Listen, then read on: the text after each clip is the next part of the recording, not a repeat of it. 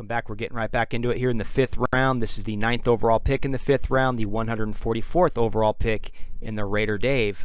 Put it on my resume here at GrimeCast Media. Let me know how much this draft is not looking good to you. It's probably not looking really good to you because you probably think Dorian Thompson-Robinson is going to be a 3rd round pick based on the articles and all the draft hype that's leading up to the draft, because a lot of people are talking about him. And I want to say something. I put this together 2 weeks ago in our draft.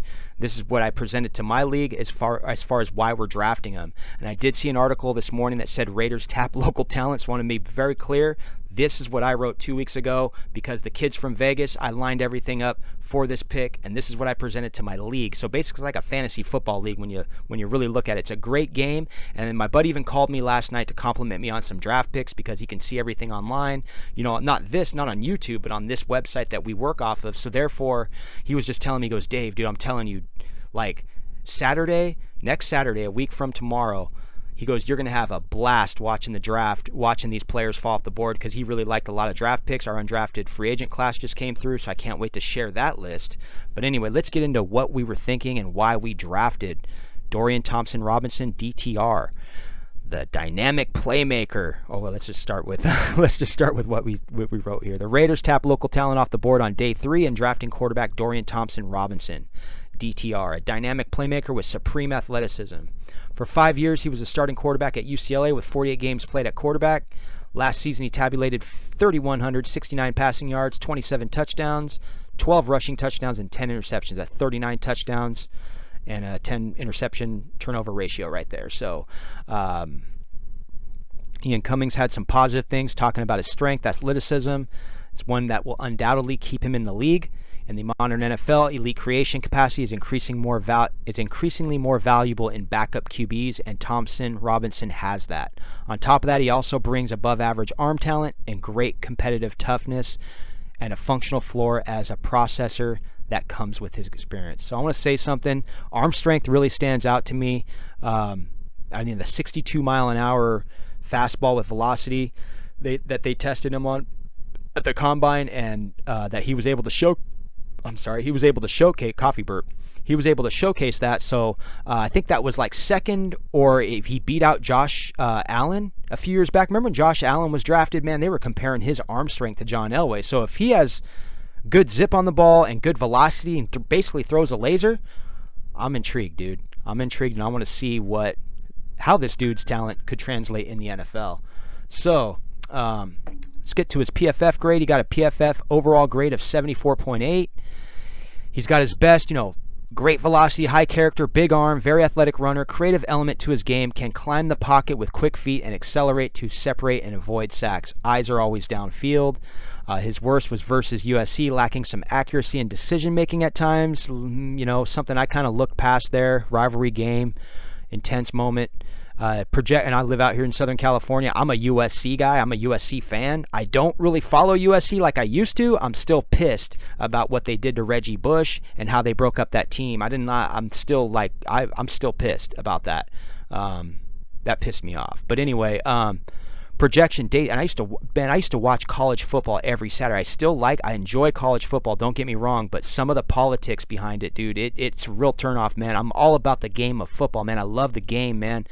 I just want, like I said, dude, like even what's Terrell Pryor getting the freaking tattoos? Dude, that was just, yeah. But anyway, I know things are easing up. But anyway, I'm still pissed about what they did to USC. So, I used to love watching UCLA, and I still do, but it's not like, but if I have to work, I'll work.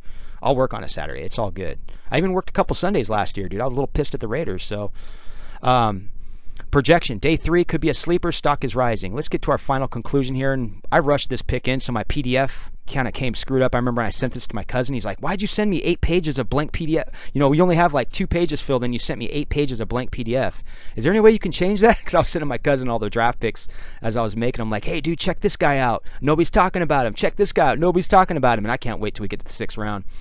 All right, our final conclusion. Compelling factors in deciding this pick is adding a dual threat weapon, a QB who pushes the ball upfield, using his tremendous strength to thread a pass or using his mobility.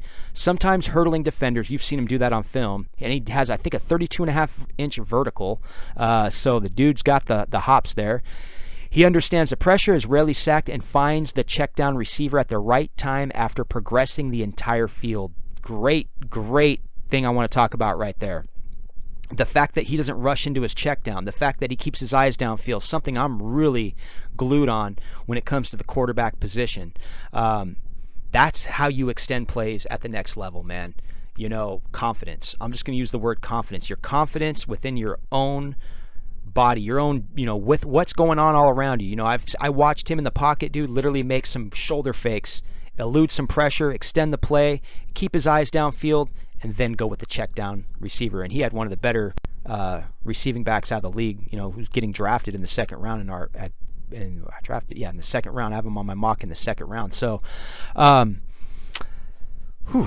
right, arm strength is NFL caliber, registering a 62-mile-an-hour fastball with a tight spiral. He also measured 1 inch taller at 6'2" than he was listed at UCLA. And they still, I think on one site they had him listed still 6'1", 205, but he's actually 6'2".